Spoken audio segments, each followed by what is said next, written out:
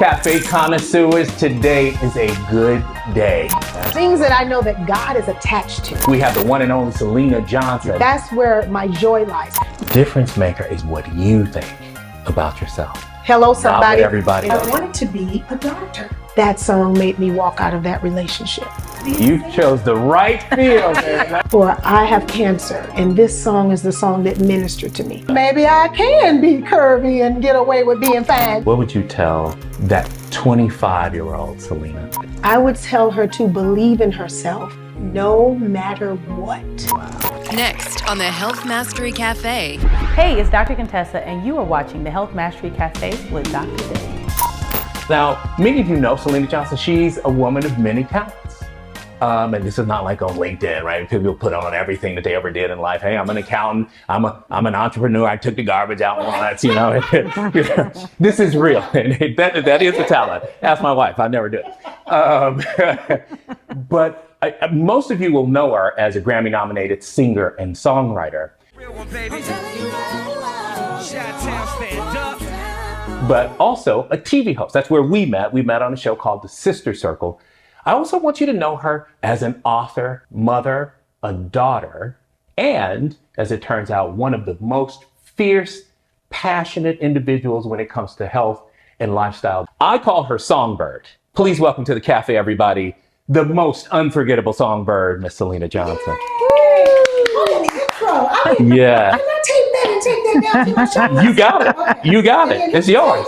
You got it. It's yours. I'm so glad you're here. I'm so glad to be here, Dr. Dave. This is so amazing. Thank you. I'm so excited and elated to see you in this space, because I always say, and I used to say, our sister, when is Dr. Dave coming back? He is so smart. Yeah, thank you. Thank you. I'm just I really appreciate excited that. to see you in the space too, because you're just so much information to give. So Yeah. I'm excited to be here. Thank you. Yeah, no, thank you for that. That is very encouraging.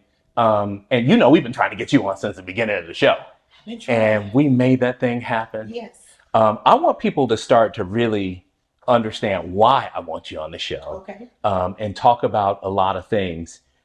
Before we get started, we always ask our guests, what's in your cup? I drink a variety of things. Today, it just happens to be bergamot tea. Okay. What's in your cup? It's not tea. Am I allowed to say? You are allowed to say. It is early, but it's 5 o'clock somewhere. It's 5 o'clock somewhere. And cheers. Let's Salud. just say that. That's okay? it. Good. And it is champagne. as soon as we get done, I'm going to join you. You see, it's courtesy of the Health Mastery. Yeah, no, absolutely. Health Mastery Café. So I don't know that people realize that you're trained in music. You actually went to school for music. And I think it takes that to be able to have that dynamic range, the textures that you can come with. I mean, a lot of people know one of the songs you're, famous for with Kanye, but then you turn around and you do this, y'all. This last album, you just dropped this in August. I did. Legacy, y'all. I'm telling you, do yourself a favor right now and go and start streaming this. Wherever you stream, Legacy, this was really special to you because this was for your dad. Yeah. This was a tribute to Dad. That is correct. Tell me more about that. So, Dr. Dave knows my dad. Yeah. He was my dad's doctor. Many people don't know that. When my father was, when we flew my dad down here, he was, having the heart issues and stuff like that. And he was kind of in his last, his last moments or whatever. So just my father and I have been kind of like Ike and Tina, our whole life.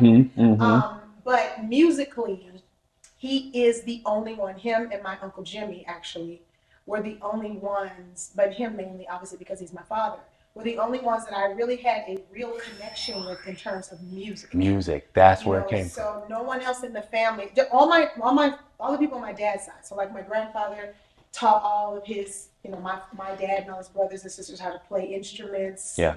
They're from Holland Springs, Mississippi. And my dad actually stole some cotton.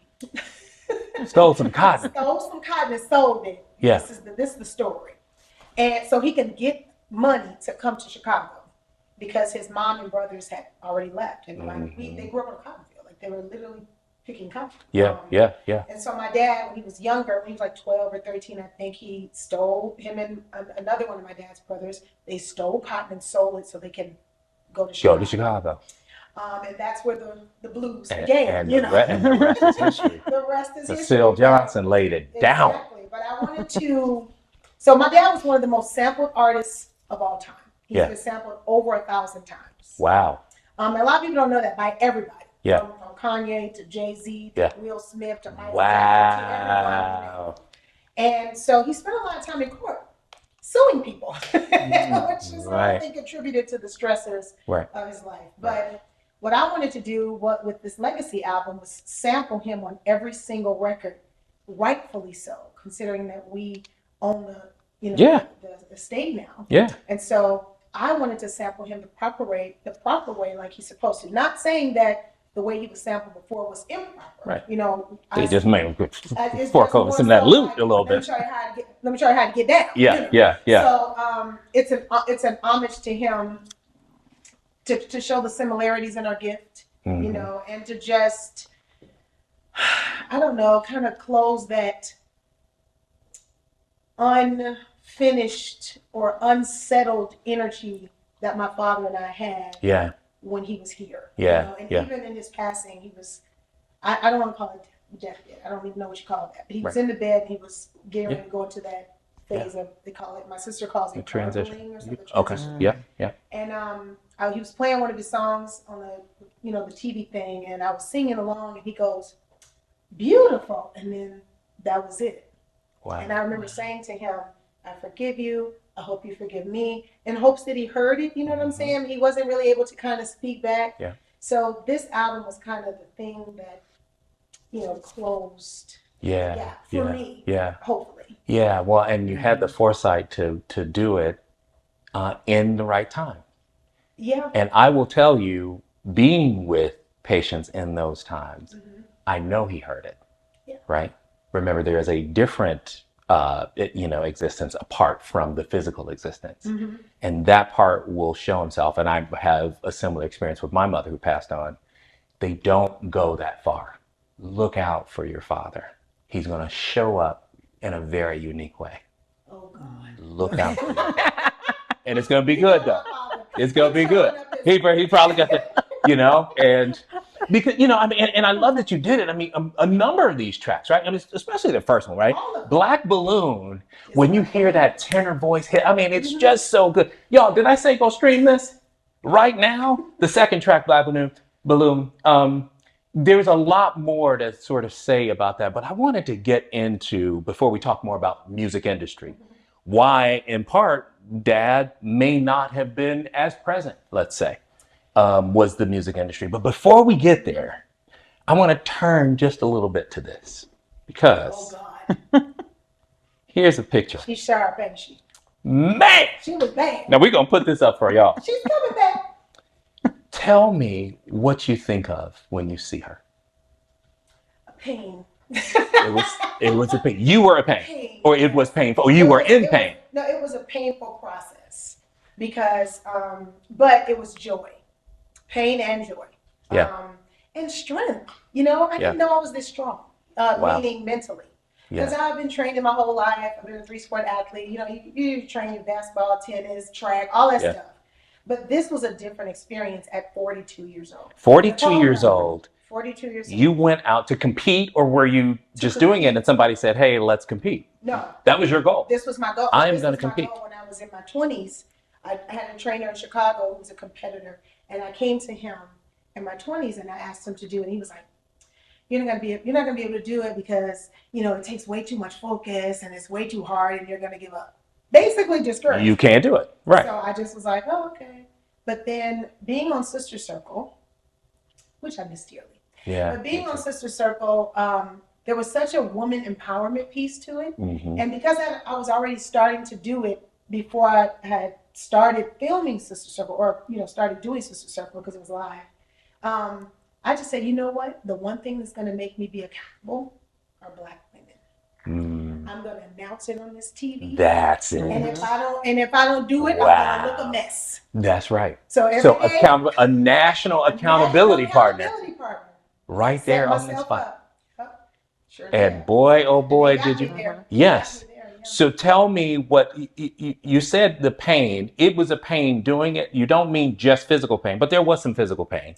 The physical pain was, so about 3 months or 2 months into the training, I wasn't properly recovering from my workouts. Now, interestingly enough, I used to be I was a yoga instructor before this. Okay. I taught hot yoga. So that was most of the working out that I did was basically I would go to hot yoga. I didn't even really go to gyms much. I would teach and then I would do the yoga. Right. Really something that stemmed from Bikram. Okay. It was like Bikram yoga. Yeah. So that was my love, and I was really into yoga, and that was my thing. Yeah. So, which is a recovery piece, but I abandoned that in order to. So the yoga itself is a recovery piece, It's a but you recovery went, piece, yes. But because I wanted to be in the mindset of, if he say eat oatmeal 5 times a day, I'm gonna eat oatmeal 5 times a day. Yeah. And I think that for him, he didn't really think that I was gonna just stop recovering. He felt like, oh well, she's a yoga, she's a yoga, Yeah. so she's gonna keep doing it, right? Right. But Totally different message than you got 20 years before that. Exactly. Yeah. So, and at first he didn't even think I was gonna do it either, which I kind of like that though. I like when people doubt. Yeah, it's the best makes me go motivator, isn't real it? crazy. Yeah. So, I wasn't recovering, and my back went out. My back went out. I already had sciatica, a history of it, so that the whole leg went numb. Oh wow. All the way down to the foot. Yes. And then I strained my calf muscle trying to stretch. On that same side. On the same side. And I thought I was dying. I thought I had an embolism. Oh, So I yeah. had to go to the hospital because when you're 40, if your eyelash fall off, Yeah. your hand could be hurt. For no reason. Wake up and your hands hurt. Yeah. So I thought I was dying. And I went to my doctors, and my doctor was nervous. He's like, well, you need to go get an ultrasound and make sure it's not a blood clot. So I go get an ultrasound. Mm-hmm. Basically, I just had like a tear or I don't want to say it was a slip disc, herniated disc. Oh, you mean the disc, not the Herniated muscle. disc, Okay, correct. yeah. Which was pressing on the L1, the L, whatever. Yeah, that's a good nerve. Yeah, absolutely. And that was what was causing. So I had to do physical therapy, Yep. stretch your back and all of this stuff. And then decompress it. Yep. Yeah. So it took me what should have taken me maybe 5 months or 4 months or maybe even 6, took me 9. 9 months to recover from that. Yes. So that stalled 9 months to the get training. from one place to this. Oh, I was touring at the same time. Yes. I was filming Sister Circle at the same time, and I was filming the documentary on this, which is called One Stage to the Next, that documented this entire process. Yeah. That was on TV One. And then I was filming Making Up a Woman with my Woman album at the same time. And I had a tour in Africa at the same time. Wow. And my sister was diagnosed with cancer at the same time. So it was just a lot of pain, anguish. But to get to this point, you can't buy back that moment. Yeah. That discipline. That felt amazing. Yeah, man. Just constantly just not succumbing to whatever outside entities were trying to stop you. Right. So it makes you strong. I mean, think about that. Had you not been showing yourself that resiliency, all of those things happening at the same time could be, that could take a different toll. Take you down. So, again, Sister Circle was my accountability partner. Yeah. And it was not just the viewership, but it was also my cast the sisters. members and, production. Absolutely. And so they were looking for it. Selena's got her little meals. And she's got to go sit in the little corner. And I would do the exact same things every time. And I would get up. And it was contagious. They started doing stuff, working out. Everybody's doing it. You're doing push-ups. Like, what's y'all doing? Push-ups. Literally, week by week, she literally transformed her whole body right in front of us. Yeah. And from week to week, she would come in looking like a completely different person. I was like, And this was like 2013, 2014. When it was amazing.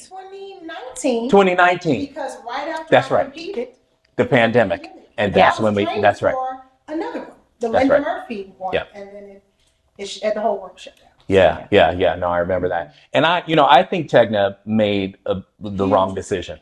Huge. That show, there's nothing like it And I still to this day think that they should It would have bring thrived that in back. that moment. There's no question. It was so much social There's no injustice question about it. happening and everything that was When the killing world shut us. down, what can you do? Go watch this show that's going to TV. give you some inspiration and some education. Well, when the goal wasn't to educate and inspire from the higher up, Yes. for people that look like us, Right. then it didn't matter Right. when it was. You couldn't exploit a certain caricature and that kind of thing. It just didn't fit with Especially if their. You don't even find it valuable. Yeah. But the whole audience did.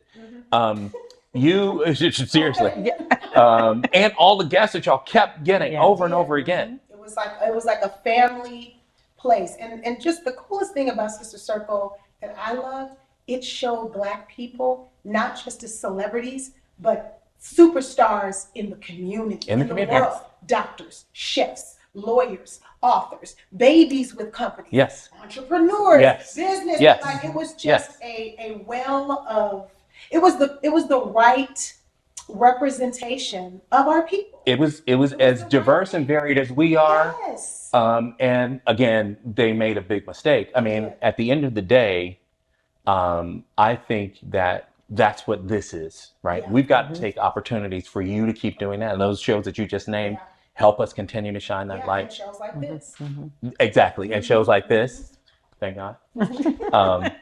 There was a moment though, because I read in your book, The Wait is Over. Everybody pick this up. The wait is over. There was a turning point in your life where everything seemed, this was a different turning point, where everything seemed to be coming to a most unwanted head, right? You talk about Kiwan and how he was an anchor at a time that was so critical for you. Yeah. Take us back to that piece. Is that where you started making the decision in your head? I've got to be healthier. Is that when you started focusing on health, lifestyle, myself? Is that when that happened?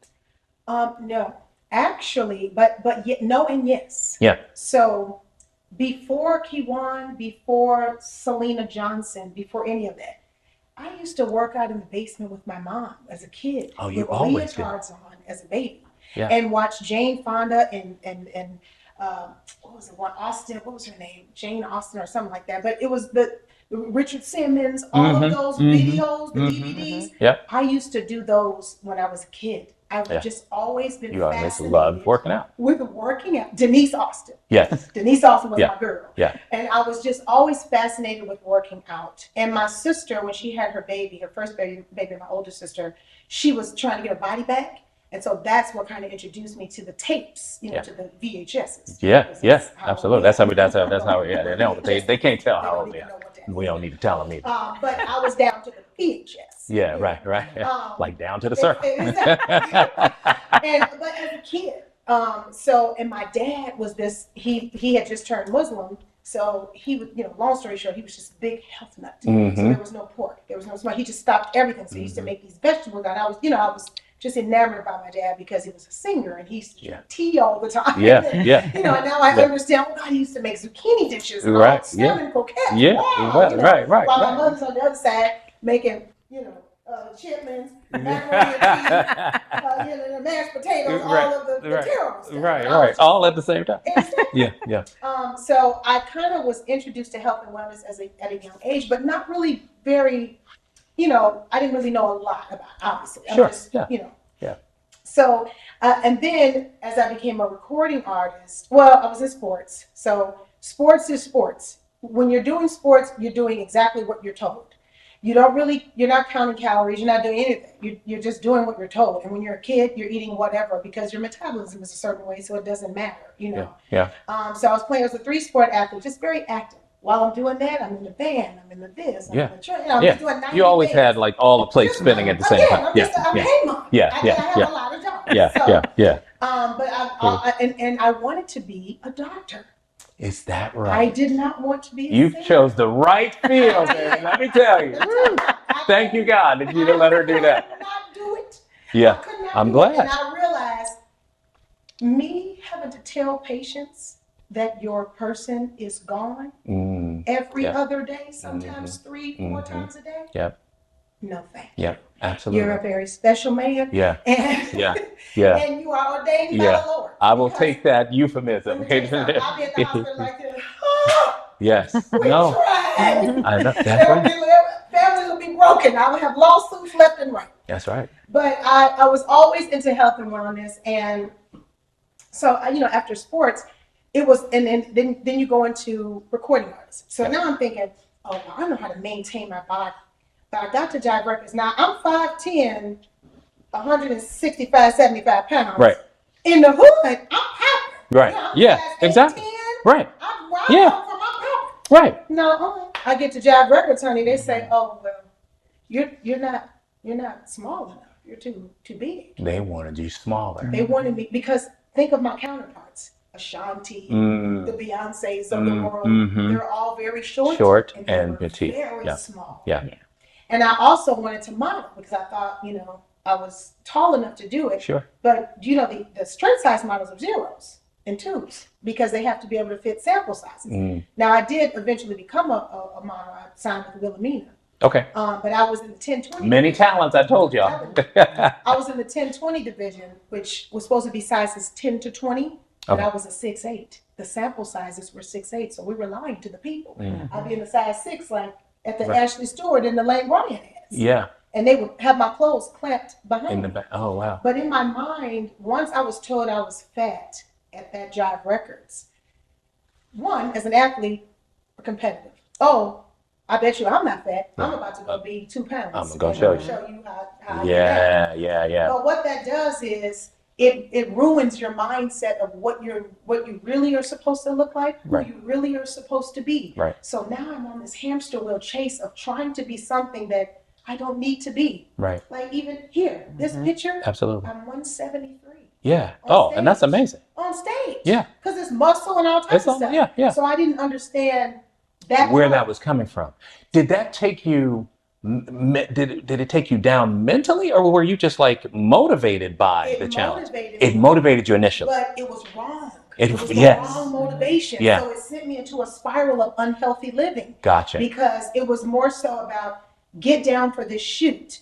So you would just starve yourself. It's called starve. Broccoli and chicken broth. Like these were my meals. Just starving. Or go 4 or 5 days without eating. Oh, we'll go do the remember the lemon cayenne pepper cleanse, or, the lemonade cleanse. I did. Yeah, that lemonade cleanse took a whole bunch of people out. Don't do it. Don't do it. Yeah, right, exactly. Right, yeah, eyeballs came through. About to pass out, Yeah. just so that I can come in like this in the pictures. Right. And then afterwards go eat a cheeseburger. Yeah, that's So right. that's not healthy. No, it's not healthy at all. The problem with the industry and focusing on what they think you should look like is that changes. So smaller is better, then rounder is better, and then bigger is better. Correct. And if you're still in it like you have been, you have longevity. That's not always the case. Correct. You have longevity. You've seen all of that. I've seen it all. What does that do to a young person just sort of coming in? They don't know where to go. It jams you up. It's the same kind of It jams stress. you up. And when I watch, and listen, it's not totally gone.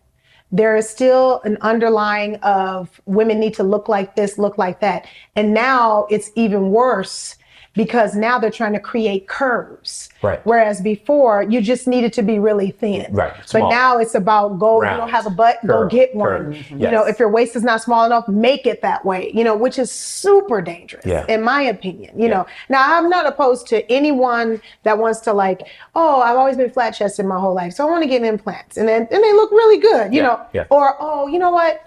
I've been trying to lose my stomach forever and I've had babies. So I do the mommy makeover. No problem. Absolutely. No problem at all. Listen, That's right. I think that these services are here. These doctors are brilliant and they're there to enhance you, make you look beautiful. That's all great. And it's safe if you do it for the right reason, Correct. Psycho-emotionally. Yes. Like if I'm a mom and I'm like, you know what? I just need a tuna, Right. But if you're 22 years old and you're trying to be an Instagram model, that shouldn't be how you get to it. Your body's so youthful, you can create this in the gym.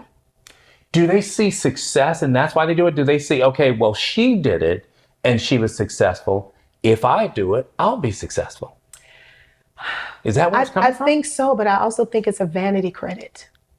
I think people think the success of other people telling them how fantastic they are is success. So if I can get enough people to like me and or comment. tell me how fantastic I am, that's success. I'm winning. Right. When that's not success. Success is about how many people you can make successful. Right. That's what success, true success is. Yeah. But our youth, social media has just, don't get me started on social media. We don't even know. Let's get started on social media. Social media has ruined everything. I come from an era where we didn't have it. We didn't have it. You had to wait till the magazine came That's out. right. Then that's it. You read, and like a regular person, you read articles and things of that nature. You had to wait. You had to call. Attached to the wall. And if they wasn't available, they wasn't available. You didn't get them. We didn't even have email. Listen, we had more patience than Job back in the day, child. So now it's killing our youth. The comparison, it's just so bad. And even with me not having social media, just imagine, I didn't have social media, and that sent me on a spiral of low self-esteem and low self-worth that I had to dig myself back up from. And Kiwan was part of that, because Kiwan came into the fold when I was a mess. I was dropped from the label and all this other stuff. I was having panic attacks. And he just came in very calm, like, you want to be skinny? That's ugly.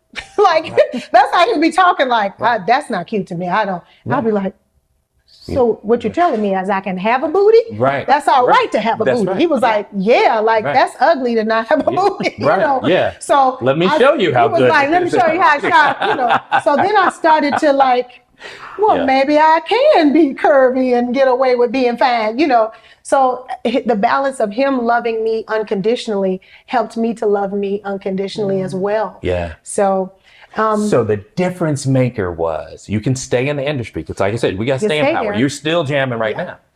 You can stay in that industry, but the difference maker is what you think about yourself. Hello, somebody. Not what everybody is else anybody there? There. Okay. That's a word. My mom used to say, it's not what people call you, it's what you answer to that matters. That's old school. Yeah. Absolutely. And it's very easier said than done. It is. Right? Right. We would all love to wake up in the morning and believe the best about everything and all the time. That's the goal in our life. Yeah. That's why we have affirmations, we have therapy and the like. Yeah. But it really is the truth. Yeah. And it almost seems like you have to go through something to reveal that truth to yourself. Unfortunately. You don't just get that one. No, you don't. And maybe it is for everybody to take their different roads and bear their own different cross, if you will, to learn a truth. Correct. Right. Yeah. I do want to kind of weave that back into it because the industry is not all bad. Really. No. The industry is getting the hard way to go right now. I tell you. They say they earning it. And they're earning it. They earning it. It's a fool out here. But is there any happier place for you than to just be ministering through your music and touching people in that way? You want me to tell you something that's gonna sound groovy and special, or do you want the truth? I want both versions, and we'll edit and post. No. Give me. No. Give me what's on your soul. Okay. I'm gonna give you, because I don't know. It's hard for me. I struggle being fake. It's a struggle. Yeah. Well, let's don't. Why are we doing that? Let's not do that. No, that's not the best place for me. In terms of my happiness. Yeah. Or happiness, yes, not my joy. Oh, there's a difference between happiness.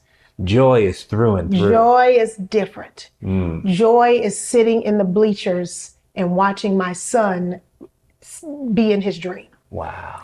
Joy is sitting at recitals of Kingston play with both hands when he has autism and could not draw from one place across his body. That's your younger son. That's my youngest son. Yeah. Joy is going to church on New Year's Eve and the pastor points you out and says, Syleena, you're going to get this, or things like that. That's things joy. that I know that God is attached to. That's joy. That's where my joy lies. Joy is waking up and wow, there's a roof there.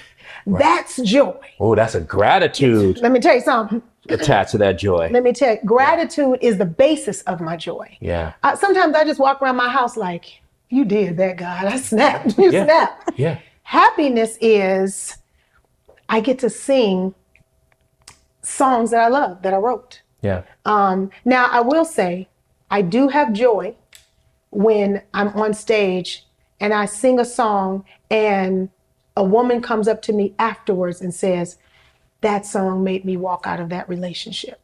Or I have cancer and this song is the song that ministered to me. That's joy. That's joy wrapped in purpose. Yeah. Right? Yeah. So and then that turns into gratitude. Hello, like, well, you see it. You see how God do the y'all got you. You see. But I'm happy to be here. Yeah. Happiness is something that you can create that's tangible. Yeah. Oh, Nicole calls, Syleena Johnson, we got the date. Oh, I'm happy. You know what I'm saying? Yeah. I'm happy. Oh, I got to book it. Ooh, money. I'm happy. That makes me happy. Yes. There's no joy in that because it's temporary. Yeah. You know what I'm saying? But joy is lasting. And I love to sing. Don't get me wrong. Of course. There is something special in being able to open your mouth and sing.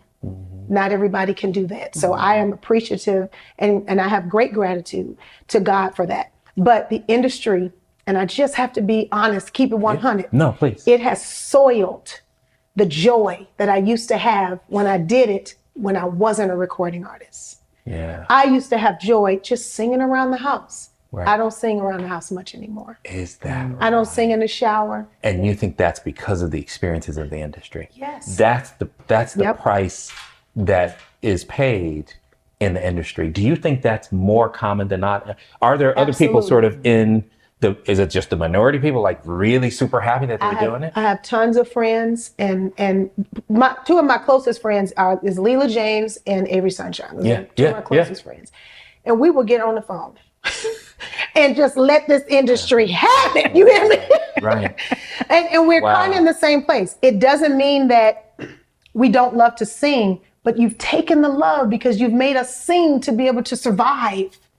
So now we can't sing to enjoy. Right. When I was exactly right. When I was younger, I would sing just to hear myself. You know what I'm saying? Or the first time you record, you hear yourself on the radio. You like, or the first time you record a record, and you play it back. It's like, oh my God, Or writing poems, because I'm a writer before I'm a singer. Sure. Writing books and plays and sitting in my room by myself and reading them. Yeah. That was joy. Yeah. When you attach, you have to do it for money to it, that changes the dynamic. Talk about a writer, a poet, in the first track on Legacy, this album, Monsters in the Closet. Yeah. That's my jam. That's a heavy tune. It's got a bunch of messages in there. It does. At the very end, that message to Dad, hey, listen, I'm going to carry this legacy. I'm going to do it in a different way. Mm-hmm. The curse will end with me. That's right. I'm going to do this in a different way. But you also write this. And people thought she was happy as can be. But they didn't see my tears falling constantly. Because trust me. Hello, somebody. Right? All that I have came with a large fee. Right. So high, so steep to the point. So how can you be high and steep at the same time? So high, so steep to the point. It almost killed me. But God. Yeah, but then you change it. That Brit, boom. That's it. Yeah, so I walked through the valley. Did it really? Was that just the right word for that part of the lyrics, or did it almost kill you? It almost killed me. I've contemplated suicide. One time, one of my best friends caught me and my other best friend, and I laugh about it now, actually trying to kill ourselves with Benadryl and like just taking pills. We thought we were going to take ourselves out. And that was a while. How long? I was maybe 21, 20. I was tied to a man at the time who ended up being the catapult for chapter 1. I talked about him in chapter 1, and there were just times of such sorrow and sadness. You don't have to have a physical death to die. That's right. Yeah. Yeah. I just felt like I died inside a lot of times in this game. Yeah. And on the surface, nobody could see that. No, because you don't get to be dead in front of people. Ooh, that was a word. Ooh, wow. You don't get to die in front of people. They don't have time for your death. Right. They don't have the capacity to mourn you properly. Yeah. And I just feel like without the foundation of God in my life. But God. That's how I was constantly I was able to resurrect myself. Yeah. Because of him from a child. from my granddaddy being a deacon, from singing in the church. Mm-hmm. It's things of that, it's that foundation and basis that I know that God is always with me. And listen, I know nobody wants to say, child, it was tough. I felt like I died. I've died a lot of times, but I'm glad I did. Certain things had to die in order for me to, resurrect and be reborn in a better way. Yeah, that's scriptural too. It talks about that, right? Yeah, so that rebirth. Yeah, you don't have to, it's not about a physical death, technically, you know what I'm saying? All the time, even though I did try when I was younger, but it's funny to me because now I can laugh about it. It wasn't funny then, of course, but it's funny now because when you look back at things that you thought were so terrible, when you're younger, you think everything is terrible. I know, right? Yes, absolutely, yeah. But when you're 48, you're like, child, right. That was nothing. And glad that you didn't. Glad, yes. End it physically. But that song is the first song I wrote after my dad died. Yeah. And I cried profusely through performing it. I cried listening to it. I couldn't get it together. Yeah. That's the most truest feeling that I could ever have about this industry, about my dad, everything. Yeah. And that's liberating to write a true lyric. Mm-hmm. There's no facade. That's what I did with Legacy. I just said I don't care what anybody thinks about my tone. Yeah. Too old, too textured. Yeah. Y'all getting ready to get all this here sounds and lyrics. So good. Mm-hmm. Thank you. What would you tell, if you could say words, talking about lyrics and just the words, what would you tell that 25-year-old Syleena? Oh, that's such a good question. And I'm so glad you asked it because I think about it all the time. Yeah. I would tell her to believe in herself no matter what. Wow. No matter what. So, and I know that's cliche, but in real life, if I could have just done that, I could have surpassed a lot of things because I was very indecisive about who I was. Yeah. So maybe they're right. Well, maybe they're right. Mm-hmm. Well, maybe they're right. If I knew how to be solid in what I believed, and I believe people like Prince, Michael Jackson, the greats, Stevie Wonders, Ray Charles. Yeah. When you think of their stories, they were dead set on what they believed about themselves. And they became great because of it. Yeah. And that greatness is coming across, I'm telling you. Legacy, y'all. Yay. Syleena Johnson, my songbird. Thank you for being here. Thank you, Dr. Dave. Thank you for having me. Syleena Johnson, y'all.